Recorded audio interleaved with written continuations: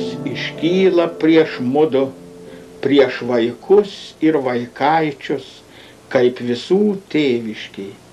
Parėjom namo, atkėlim vartus, tik ar praversim duris ant užrūdijusių vyrių.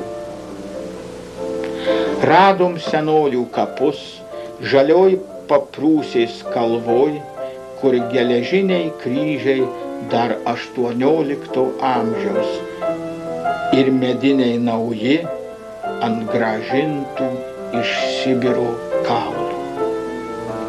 Ten tylėjom kaip žemė, kol mažoji Vaiva paklausė, ar ir Čikagoj mirusius parveža į tėvynę.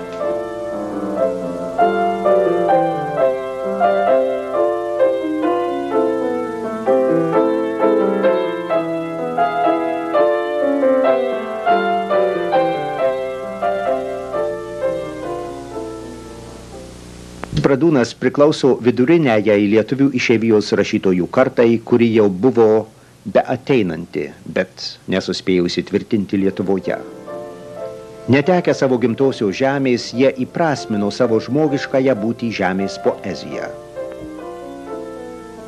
Mano pirmieji atsiminimai, aš gimęs 917 metais, tai mano pirmieji atsiminimai, kaimyninis Rutkiškių dvaras, nujausdamas, kad bus jau Lietuvoj žemės reforma, dar prie žemės reformą suskubau parduot savo dvaro laukų pakraščius ūkininkam. Tai ir mano tėtis nusipirkęs iš to dvaro, nusipirko ir prie savo laukų prisijungė irgi 14 hektarų žemės iš dvaro. Ir žemė, dvaro žemė per Pirmą pasaulinį karą, kai pirko, tai jau buvo kokius 6-7 metus nedirbta tenais. Ir per tą nupirktą žemę buvo vieni apkasai, vienos granatų duobės, granatų šukės, spygliuotų vielų, dratai dar. Tai mano pirmas atsiminimas, kad tėtis ir mama kastuvais kasa tuos apkasus, lygina, kad galėtų jau pradėti art. O aš pasaudytas tarp tokių smilgų ir man, kai jie lygina tuos apkasus, randa tuščių gilzių, tokių šovinių tūtelės. Tai atneša tų tūtelių ir aš sėdžiu ir žaidžiu su tom tūtelėm, tarp smilgų pasaudytas. Tai, bet paskui aš ir gimiau tokioj iš apkasų. Tėtis su mama, kai grįžo po karo į Kiršus, ir mūsų laukai buvo pilni apkasų, kai kur buvo po žeme, rusai, žinai, jau žiemoti įsirengę su medinėm sienom tokius požeminius apkasus.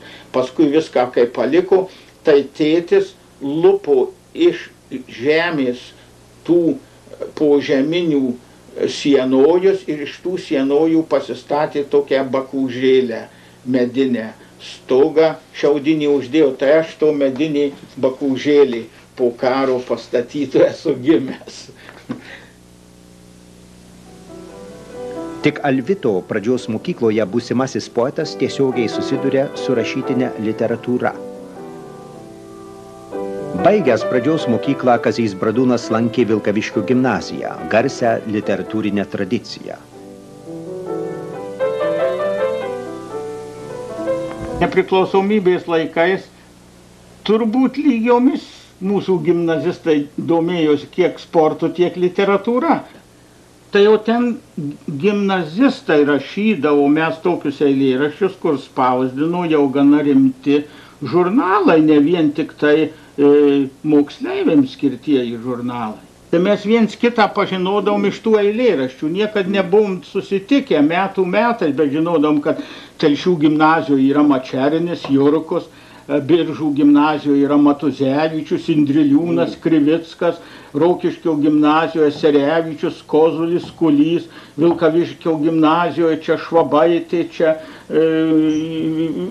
visa plejada ten buvo. Vilkaviškio gimnazija ypač turėjo literatūrinės tradicijas, tai mes ten visi buvom ir pamišę Vilkaviškio gimnaziją ant tos literatūros.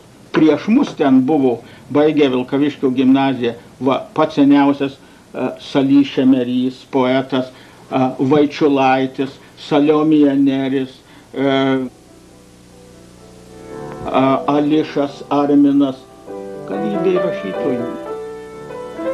Čia jo ryšys su knyga natūraliai stiprėjo ir gilėjo tiek klasėje, tiek literatūros būrelio diskusijose bei literatūros vakaruose. Pats kurti Bradūnas pradėjo 4 gimnazijos klasėje, o savo eilėraščius spausdino moksleivių periodikoje, daugiausia Ateityje ir ateities spinduliuose. O toks naujos kartos literatūrinis subrendimas nepriklausomybės paskutiniam dešimtmetį.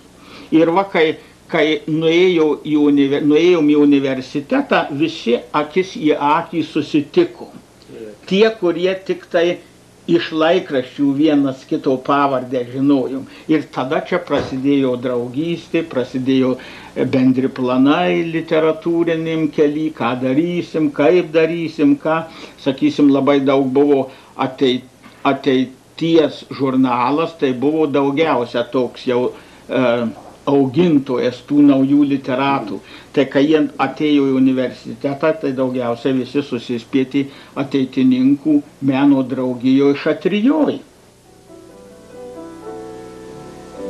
Tai buvo pirmieji žingsniai į kiek vėliau žemės vardu įvardintą poeziją.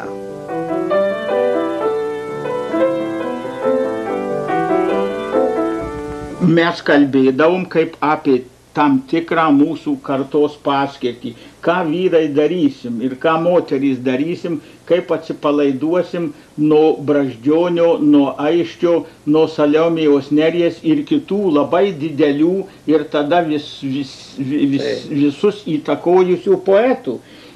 Jeigu mes taip rašysim kaip jie, juos jau nepralenksim jų kely, tai liksim tik jų epigonai. Tai ką daryt? Kur ras savo kelią ir koks tas kelias turi būti. Ir prasidėjo tokie svarstymai pirmiausia universitete. Bičiuliški Šatrijos draugijos literatai 1942 Vilniuje.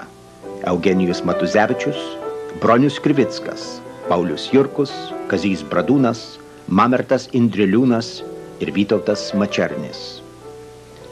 Iš karto pajutom, kad reikia mums ieškoti kokios, lietuviškų šaknų ir paskui apie tas lietuviškas šaknis barstyti vakarų kultūros žemių. Kad būtų vakarų modernus priėjimas prie meno, bet lietuviško šaknys turėtų būti. Tai mus, sakysim, labai patraukė gimnazistus ir studentus dar tada Petravičiaus, Valiaus, Augiaus grafika. Vat, sakom, kokiu keliu mums reikia eiti. Žiūrėk, kaip jie moderniai daro visi. Labai moderniai Petravičius daro, kaip Paryžius darydavo anais laikais. Bet koks jis lietuviškas yra. Va tokios reikia poezijos. Ir kitas dalykas, mums iš karto buvo aišku, kad reikia lietuvių poeziją pagilinti. Labai per ilgai mums atrodė, palyginus su kitų mūsų kaimynų ir vakarų Europos tautų poezija, per ilgai mūsų poezija yra maždaug tik tai šalia dainos egzistuoja. Lyg ir pati norėdama tą dainą pavirst. Ir dažnai buvo žmonių galvose dar, kad daina ir eilėraštis tai maždaug beveik sinonimas. Ir mums atrodė, kad to graži lietuviška daina, bet reikia ieškoti gilumos. Tai va, mums tas ir buvo, ir paskui vėliau žemininkai ant to, taip sakant, tuo instrumentų ir grojo, kad reikia giluminių, reikia, kad poezija mūsų turi būti ne tik dainuotinė, bet ir mąstytinė.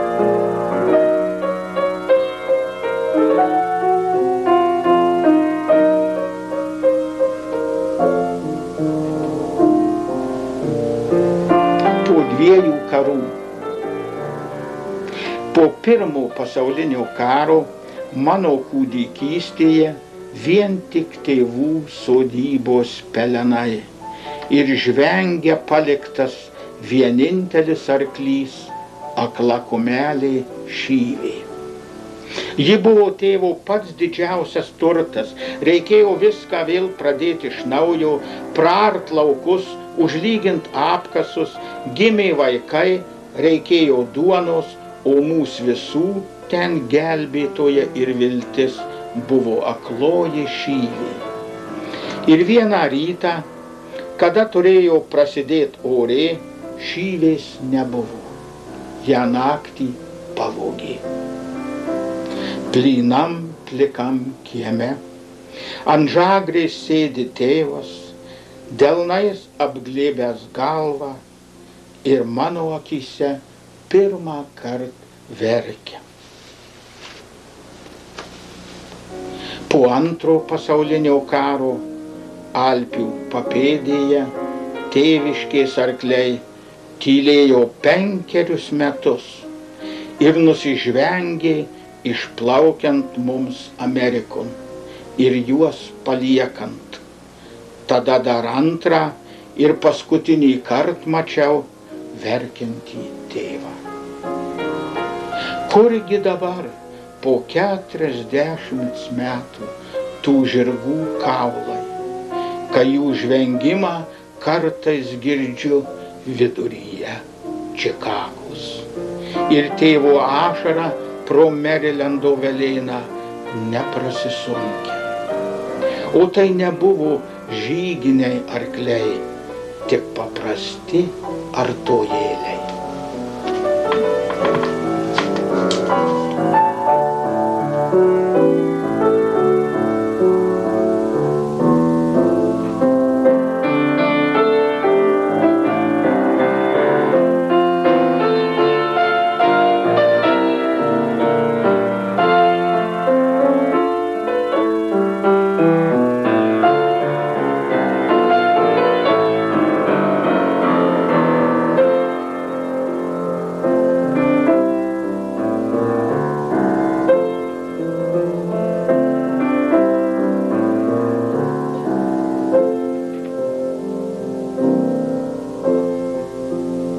Jau kas buvo pergyventa ir matyta, kas buvo daroma su žmonėmis, ir mano tėvai buvo jau į sąrašus įrašyti išvežimui per pirmą bolševikmetį, tik prasidėjus karui su vokiečiais nesuspėta išvežti, tai mes visi iš anksto žinojom, kad mes jau, jeigu prie Vilkaviškio yra rusų tankai, tai važiuojam į vakarus. Žinojom, kad Vokietijoje ten pyragai ir nelaukia ir gal išvažiavę jau niekada negrįšim, bet vis tiek susikrovėm greitosiomis ir patraukėm į vakarus.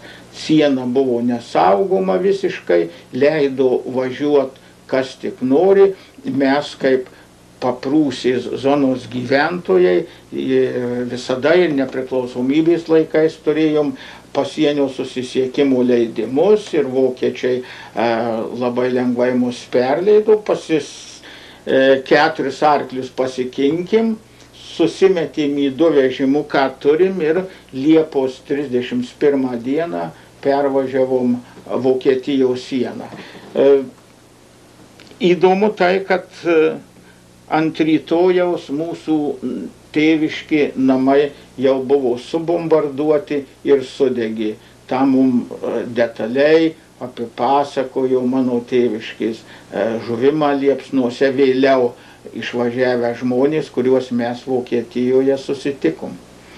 Palyginti tas važiavimas nieko ypatingo ten nepasižymėjo, tik tiek, kad mudu su Maniške Kazimiera važiavom iš Eitkūnų, perėję į Vokietijos pusę Liepos 31, 44 metais, sėdom į traukinį, taip susitarim, mano tėvai abudu važiavo, brolis, sesuo, ir mes buvom tik susituokę prieš metus, su Maniške Kazimiera mes važiavom į Gracą, į Austriją, traukiniu nuvažiavom, be jokių kliūčių, o tėvai, brolis ir sesuo, jūs įsivaizduojat, arkliais 2 vežimais atvažiavo iki Graco.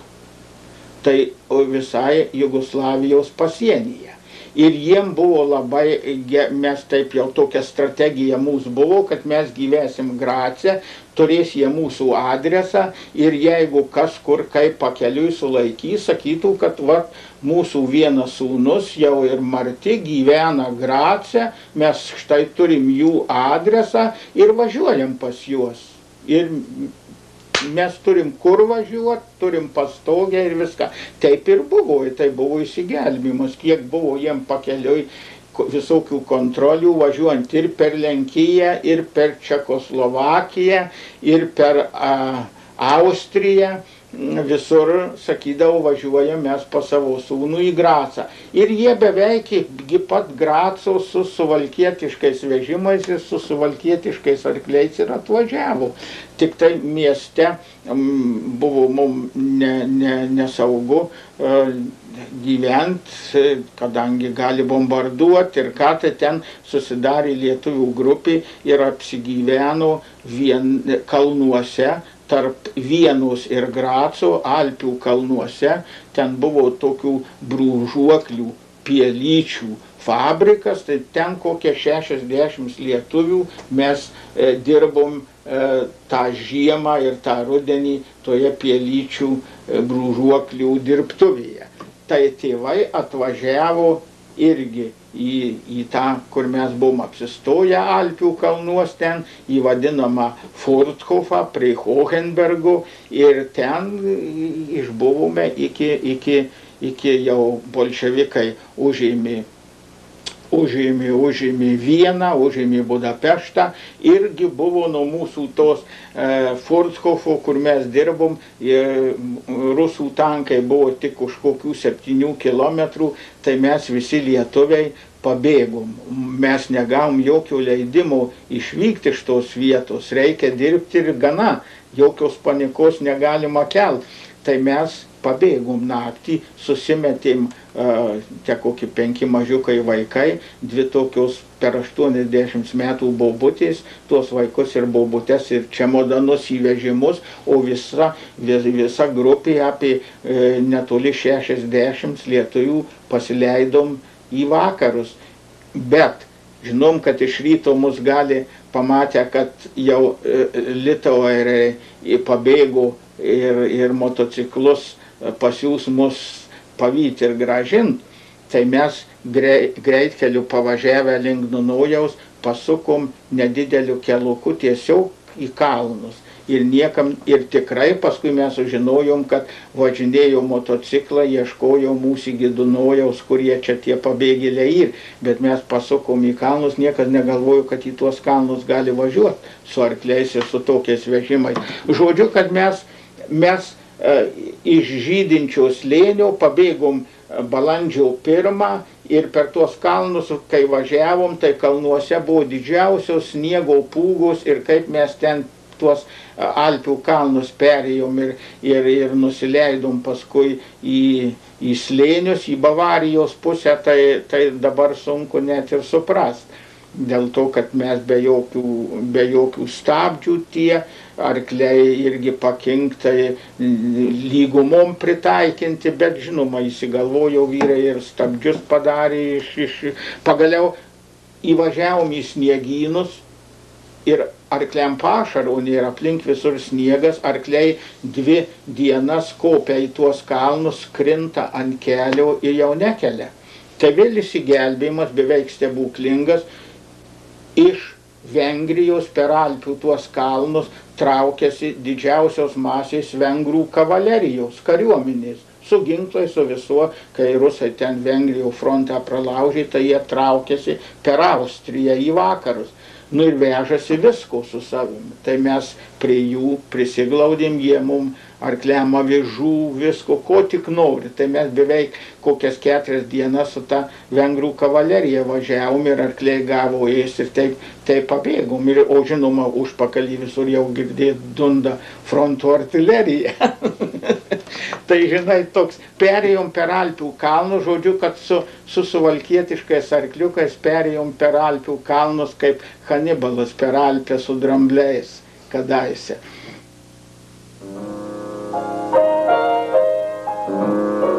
Su šiais arkliais Suvalkijos ūkininkas Jurgis Bradūnas ir jo šeima dar nenurimus karo audroms pasiekė Pietų Bavariją.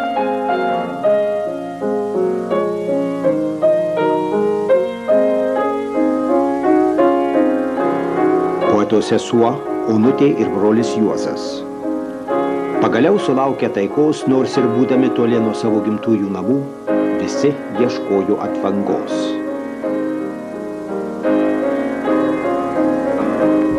1947 Augsburge įvyko lietuvių išeivių rašytojų suvažiavimas. Būrėsi visi išblaškytieji.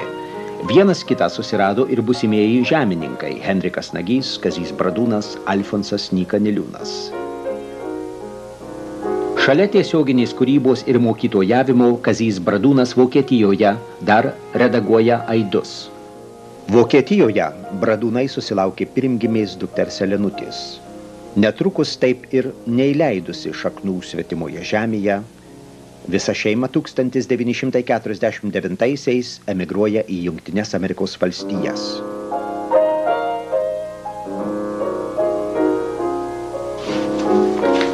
Va čia svetimoji duona, mano pirmas eilėraščių rinkinys išeivijoje Miunchene išėjęs.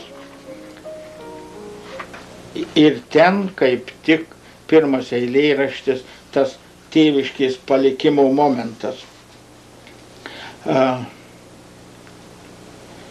Jam yra parašyta berods Šarkos kompozitoriaus melodija ir jis yra chorų labai mėgiamas ir čia daug, kur išeivijoje tie žodžiai yra dainuoti įvairių chorų. O tas eilėraštis pavadintas, ir jis yra pats pirmasis mano to svetimoji duona rinkinio. Tėviškės medžiai, tušti paliktieji namai, jau padangių pačių pakrašty, nyksta melsvoj tolumoj, tėviškės medžiai aukšti. Ar man grįžtant rodysit kelią, ar viršūnė žvaigždžių atsirems, ar nors vieną žalią šakelę rasiu prie šalto akmens. Tušti paliktieji namai, dingo dangaus pakrašty, dingo melsvoj tolumoj, tėviškės medžiai aukšti.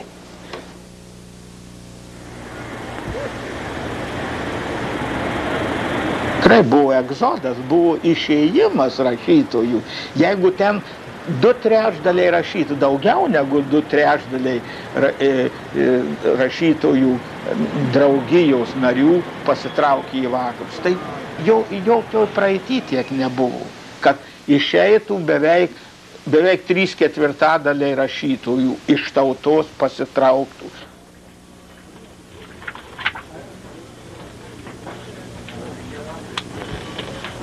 Ištisa lietuvių rašytojų ir poetų karta produktyviausius savo kūrybos metus išgyveno patekę į svetimos kultūros aplinką. Kazys ir Kazimiera Bradūnai pamėgo lankytis šiame Brentano knygyne pačiame Čikagos miesto centre. Jo lentynos, kaip ir viso pasaulio kultūrą, meną ir literatūrą talpinančios amerikiečių bibliotekos, ne vienam atvykusiam lietuviui atvėrė plačius akiračius ir tuo pačiu tarsi viliojo įsilieti į globalinį, kosmopolitinį moderniosios kultūros srautą.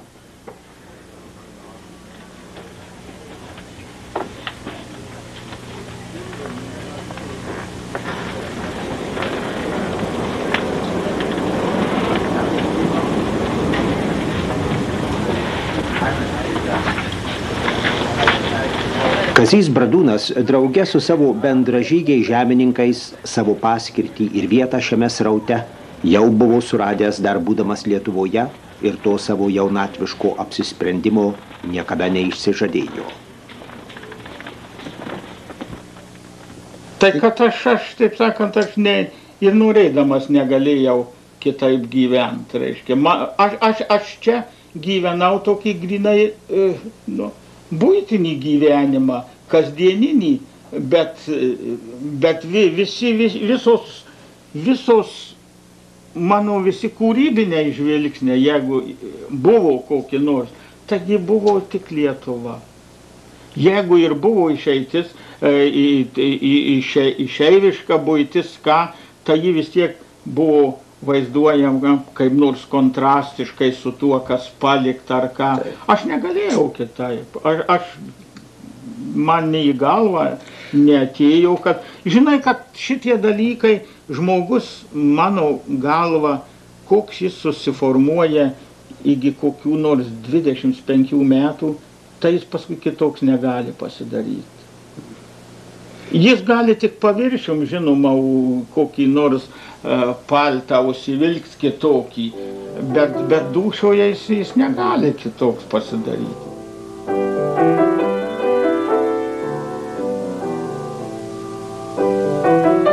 Kai atvažiavo mūsų ta pokario visa DP, tų išvietintųjų žmonių masė, visi griebė kokį tik darbą, kad nereiktų išmaldos prašyti, kad nereiktų jaustis kaip nors ypatingai šelpiami ir kitiem našta nesinorėjo jaustis, tai kokį darbą gavai, tokį ėmei.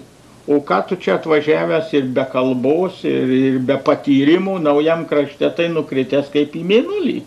Koks darbas pasitaikė, tokį reikėjo imti. Tai dabar, sakysim, aš Baltimorė irgi atvažiavau jau su dukra Lenute, Jurgis sūnus tuoj pat gimė Baltimorė, reikia duoną šeimai uždirbti, kas pasitaikė, tą ir imi. Ir tai per rekomendacijas, per parapijos klebonų, vėliau buvo prelatas šitas Mendelis, Liudas Mendelis, ir per jo rekomendacijas gavau tokiuose miesto kapinėse, kas duobes numirėlėm ir žolę pjaut. Žolę pjaut vasarą. Nesijokime. Ir tada buvo kasimas kaip reik duobių, dabar tai kokį nors buldozeruką pasistato, šmakšt ir duobė iškasta. Mes tada su kastuvais kasim duobę taip kaip duobkasiai Šekspyro Hamlete. Ir aš beveik didžiuojuosi, sakau, aš tokią profesiją turėjau, kurią labai pagerbė Šekspyras Hamlete, ne. Tai, taip sakant, aš galiu sakyti, kad aš buvau, su kūgiu ir su plaktuku ir su mašina reikdavo dirbti, mašina kaukia, tekėlas, jis kokį karnizą tekina, karnizą kokį marmurinį, čia tekėlas ūžia, vanduo švirkščia. Ten ir ta įmonė buvo tik stogas uždėta, o sienų ir nebūdavo visai, tai žiemą užsikuriam ugnelę prie mašinos, šildomės ir dirbam. Bet tas nieko, kai kurie kritikai sako, kad mano geriausios knygos yra Morenų ugnys ir 9 baladės. Aš tas baladės ir tas Morenų ugnis stovėdamas prie tų kaukiančių tekeilų parašiau. Antologija Žemė sutelkė jaunąją poetų kartą, negalėjusią sutilpti prieškario estetikos rėmuose. Žemę sekė literatūros lankai.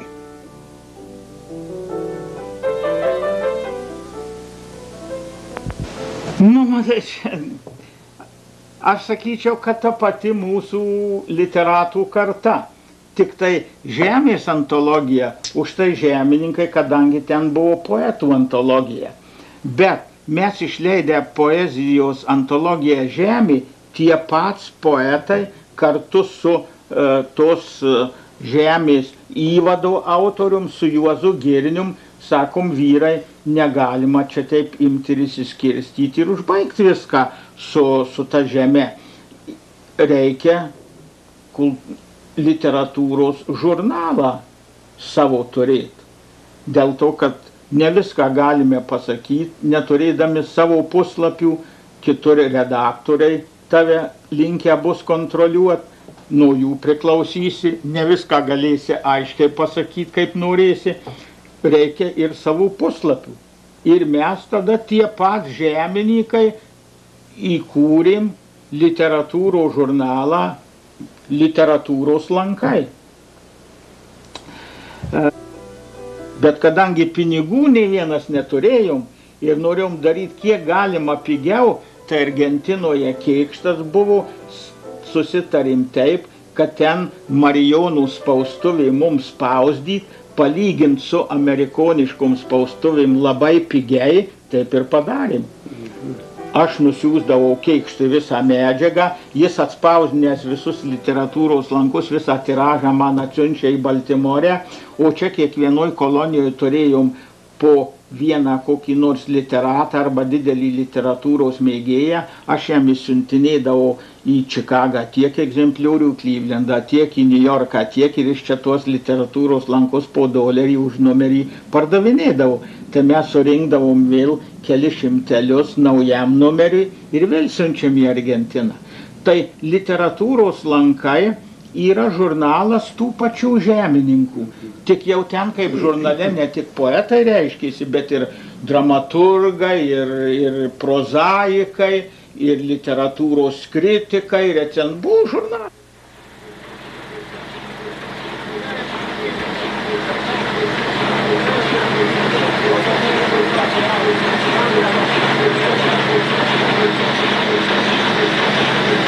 Aš beveik man vyresnis jaučiausi, kai aš dirbau su akmenim Baltimorėj, su kaltu ir plaktuku. Aš tada jaučiausi skulptorius ir galėjau sakyti, aš dirbu taip kaip Michelangelas su plaktuku ir su kaltu. O čia, žinai, aplamai gyvenimas mane prieš mano norą įstūmė į žurnalistiką. Bet aš nesigailiu. Gal būtų geriau buvę, kad būčiau į tą žurnalistiką neįklimpęs, o gal ir negeriau. Bet vien tik tiek svarbu čia pasakyti ir man pačiam prisiminti, kad aš visada į žurnalistiką buvau įklampytas kitų.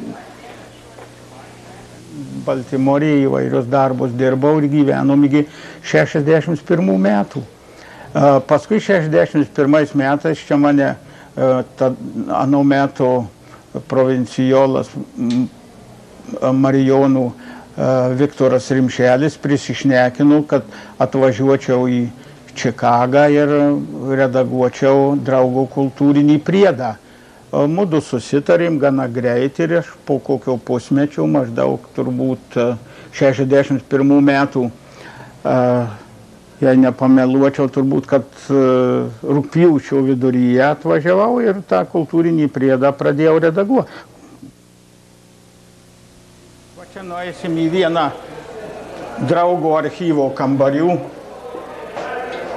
pažiūrėsim, kas ten yra sukaupta. Degsim šviesas.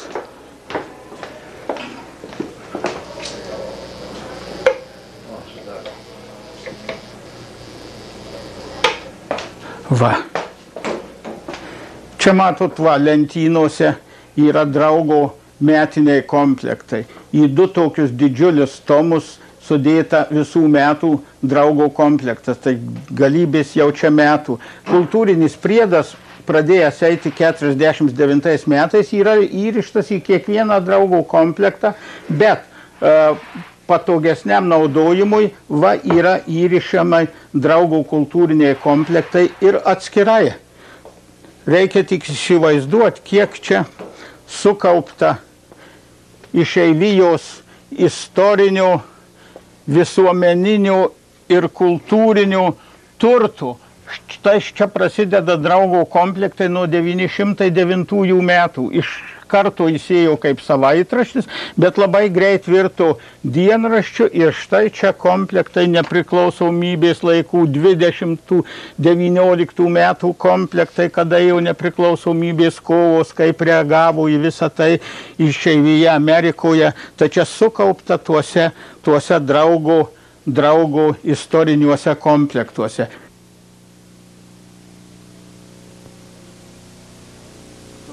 Jis atliko čia išeivijoje tas kultūrinis priedas, žinot, nesigiriant maždaug tokią rolę, kaip nepriklausomybės laikais kultūros savaitraštis Naujoji Romuva. Vis tiek kultūros žmonės kiekvieną šeštadienį gavo gabalą puslapių, kuriuose galėjo pasiskaityti, kas juos liečia, kas jiem prie širdies, galėjo rasti visą išeivijos kultūrinį pasaulį ir dar kultūrinę informaciją, kas darosi Lietuvoje ir kas darosi aplamai kultūros pasaulyje, visame pasaulyje.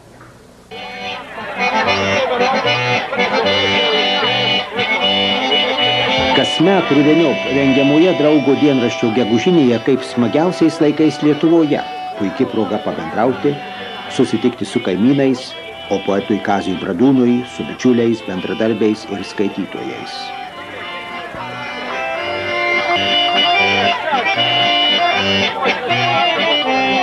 Atvažiavimu į Čikagą aš labai džiaugiuosi. Čia mano vis tiek daugiau ar mažiau prasmingai praėjo ištisi dešimtmečiai ir čia užaugo ir įsimokslino vaikai, visi 3 mano, ir taip sakant, gyvenau visą laiką pačioje išeivijos širdyje, Lietuvos išeivijos sostinėje, kaip įprasta vadinti Čikagoje, ir dar pačiame Market Parke. Tai gali sakyti, gyvenau beveik kaip Lietuvoje. Niekur kitur Amerikoje to nebūčiau radęs. Vaivas tą. Nors yra. Tai sūnus, jeigu pamatyti. Aliava, matai, tas tai ne. Tas lygiai. Tas tai. Va.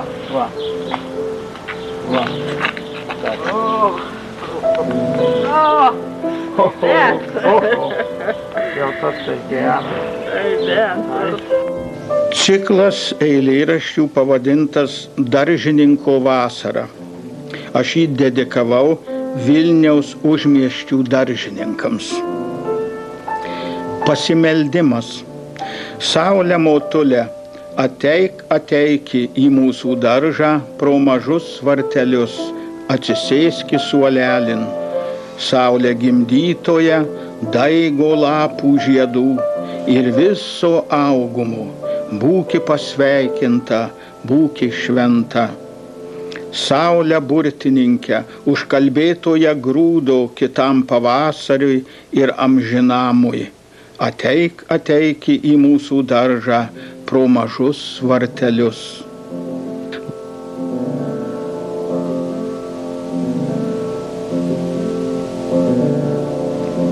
Labai norėjau, kad būtų mūsų darže bent kiek ir poezijos.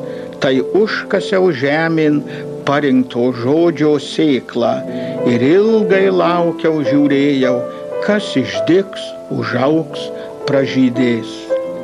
Dabar jau suskinu visą eilėraščių puokštę ir atnešu tau vietoje rožių.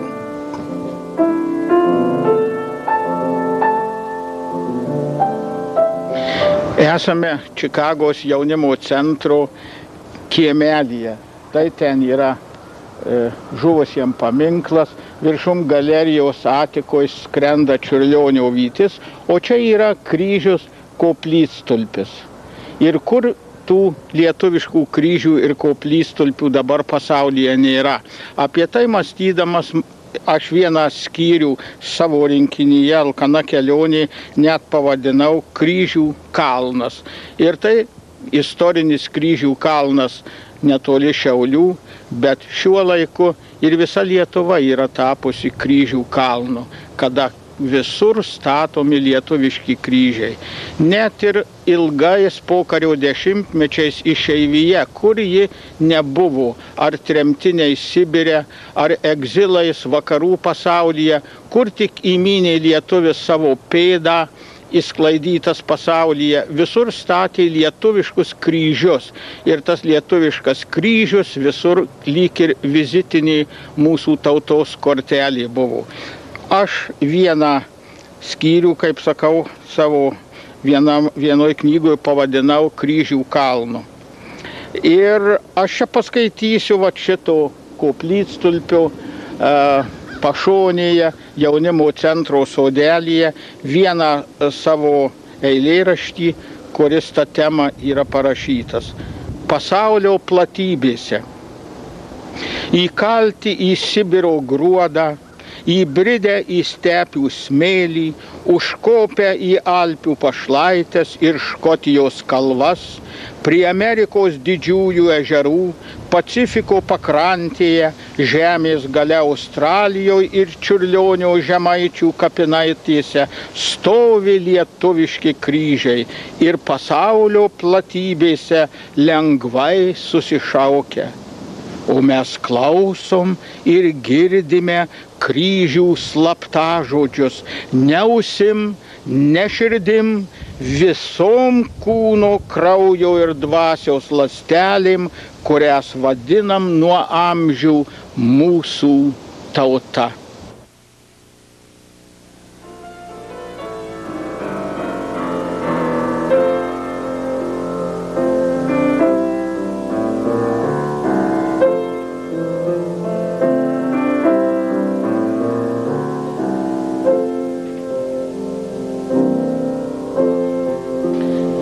Taigi poezijos dienos Čikagoje ateinančių metų pavasarį 93 bus 20 kartą. Jau 20 metų kiekvieną pavasarį, gegužės pabaigoje 2 dienos skirtos būdavo lietuvių poezijai. Štai čia yra įėjimas į kavinę, kurioje tos programos daugiausiai ir vykdavo. Tai toks vienas mūsų Čikagoje kultūrinio gyvenimo aspektas, kuris poezijai neduodavo likti užmaršty ir kiekvieną pavasarį dar susirinkdavo abi 2 dienas į poezijos vakarus po kelis šimtus žmonių. Čikagos jaunimo centro kavinė ir be ypatingų progų tapo jaukia vieta, kurioje sekmadieniais po pamaldų seni geri bičiuliai susitinka pasidalinti savo patirtais džiaugsmais ir rūpesčiais.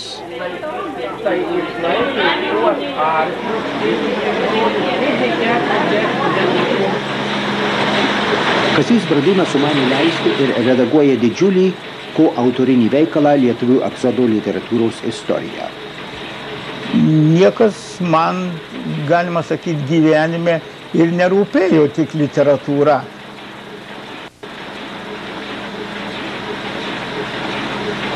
Visas tas laikotarpis bus vienam veikale. Bus netoli 900 puslapių didelių formatų, iliustruota nuotraukomis ir tas visas laikotarpis, jis jau pasibaigęs, jau dabar, kada mes čia galim Lietuvoje gyventi, galim čia gyventi, galim čia gyvendami Lietuvoje knygas leisti, arba atvirkščiai, tai kur jau egzodo nėra. Tai tada tik rašytojas gali gyventi arba savo tėvynėje, arba išeivijoje, arba vėl išvažiuoti, arba vėl grįžti. Tai jau toliau egzodo nėra. Tai egzodas ir pasibaigė, kada Brazdžionis ir kiti nuvažiavo į Lietuvą ir ten išleido savo knygas ir tada pasibaigė. Tai gražus 45 metų laikotarpis. Ir tas visas bus toj knygų sudėta.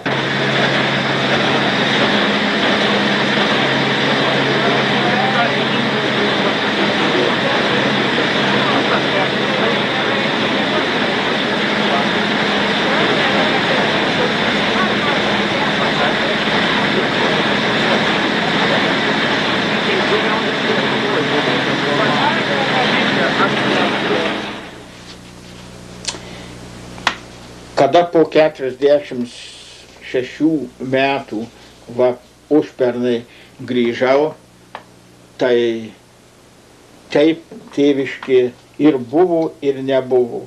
Tėviškės nei medžių, buvo tokie sausuoliai, naujai išdygę medžiai, triobesių jokių paliktų nebuvo. Ir žodžiu, kad įspūdis buvo toks, grįžus po daugelio metų.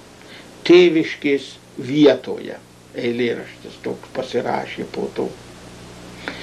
Brūzgynuose tarp dilgėlių ir gruzdo tik slenkščiau cementinė nuolauža, kur stovėjo namai, degė ugnis, kvepėjo duona. Dabar aplinkui tokia tuštuma, tokia sunki ir neaprėpiama, kad apsakyti žodžio nerandu ir aprašyti trūksta raidžių. O kaipgi tau poezija? Viskas atrodo paprasta, laukuos po saulės dvasia, ko ieškota atrasta auksu pelenuose. Bet gal ne auksas ten žiba, gal žodžiai virsta sakme, kyla iš kapo sodyba, vėl prisiekiu žeme. Ką radau grįžęs, tai tėviškės kryžių. Jis toks buvo prie pat tėviškės esančioje kryžkelėje nuo amžių, karta iš kartos, mano senelių ir prosenelių vis būdavo pastatomas kryžius, kai anksčiau pastatytas jis jau sunykdavo. Tai ir mano tėvas 1940 metais pastatė naują gražų lietuvišką su spindulingom saulėm medinį ąžuolinį kryžių, kurį grįžęs dabar į tėviškę radau. Apnykęs kryžius, bet tėvo ranka į jo kamieną buvo peiliu įrėžta 1940 metai. Ir tas įrėžtas skaičius ir dabar kryžiaus kamiene dar labai ryškiai matomas. Apie jį čia jau dabar grįžus iš Lietuvos aplankymų pasirašė toks eilėraštis. Genties balsu, seną kryžkelės kryžių pakeisdamas nauju, tėvas kamienan įrėžė 1940.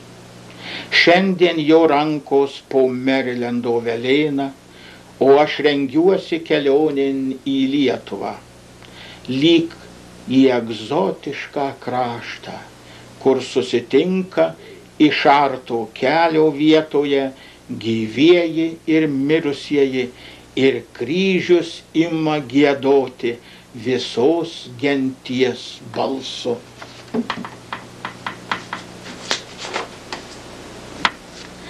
Žinoma, grįžus susitikimas su draugais labai liūdnas buvo, kadangi jų didžioji dalis guli jau po žemele. Nesutikau Vytauto Mačernio, kuris žuvo tik pajudėjęs į vakarus netoli savo tėviškės. Ačiū Dievui, aplankiau jo kapą.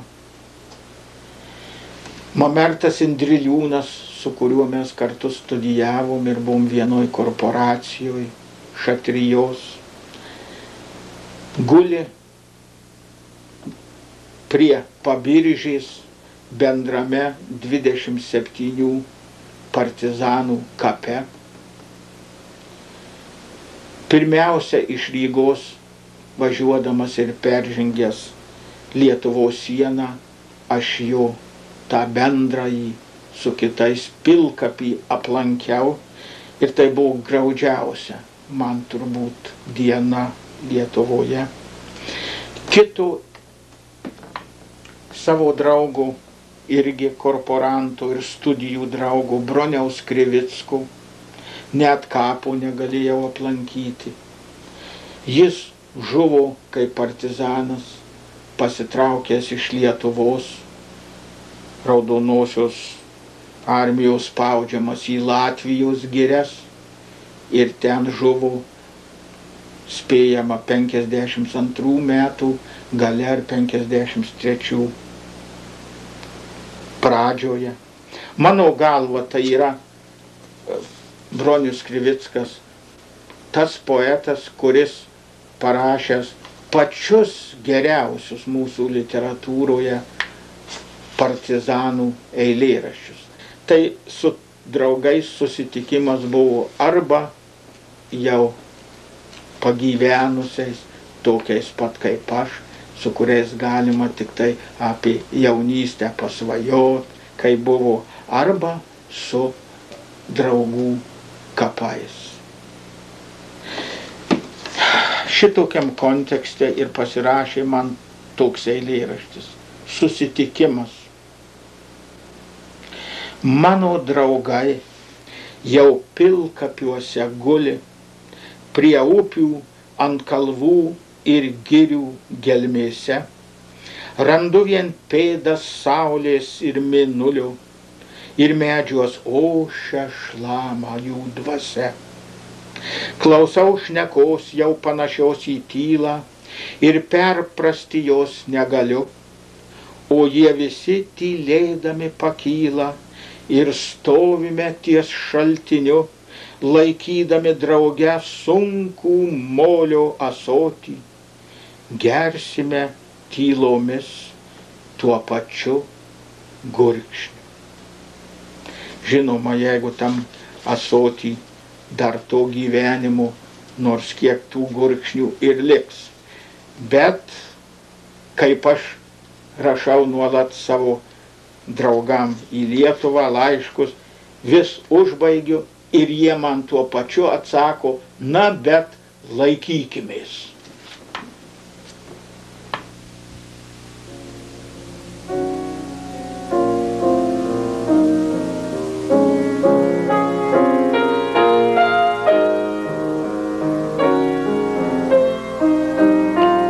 Poeto Kazio Bradūno, Suvalkijos ūkininko sūnaus, Amerikos žemėje išsiplėtusi šeima bent kartą metuose susirenka kur nors Mičigano ežero pakrašty, kad vieni kitų laikytųsi. Vytas. Tita. Gintas. Dainius. Dainius. Čia Dainiukas. Aista. Rita. Vaiva. Kantičkinę giesmę užtraukti, va. Duodavom dar šventas Jurgis Mūčelininkas, šventas Jurgis Mūčelininkas. Jau dabar niekas negiedo. Tikras sloga, Jėzaus Dievo, tikras sloga. Slug ir už jo ant aukšto kalno, ir už jo ant aukšto kalno, apsižvelgti jūrės marės, apsižvelgti jūrės marės. Ir pamatė šventą paną, ir pamatė šventą paną, šventą paną karalaitę, šventą paną karalaitę.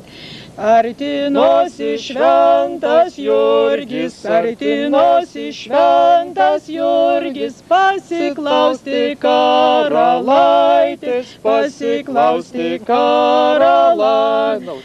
Paskui ten nesiartink šventas Jurgis, esmė išduota ant smerties, nuo tėvo ir nuo motinos. Paskui ten ir susidrumskit jūrės marės ir išmeskit baisų smaką ir perdūrė smakų į žandą, ir perdūrė smakų į žandą, ir nusuko smakų į sprandą, ir nusuko smakų į sprandą. Išvadavo karalaitę, o mažiukam būdavo jo, čia duotos senos, kai televizijos nebuvo, nei mes tų radijų daug klausim, tai va tos giesmės beveik kaip kinas ten, ir smakus sukas sprandus smakams. Ir tėvukas išbėgdamas iš Lietuvos, ką pasiėmė, ką nepasiėmė, kantičkas pasiėmė, senas Valančiaus laikų kantičkas. Ir dabar tos Valančiaus kantičkus mano tėčio yra pas mus kaip šeimos relikvija iš Lietuvos, iš Valančiaus amžiaus. Oi, nusmuka, jau esi pas kitą močiutę. Jo. Magdalena, da Magdalena. Aš tos visos irgi nežinau. Pradžia. Argi čia reikia. Ne, tai irgi jau labai metą volundį. Marija Magdalena pakūtnikė stojo, visus kelius ašarom, kaip perlais nuklojo.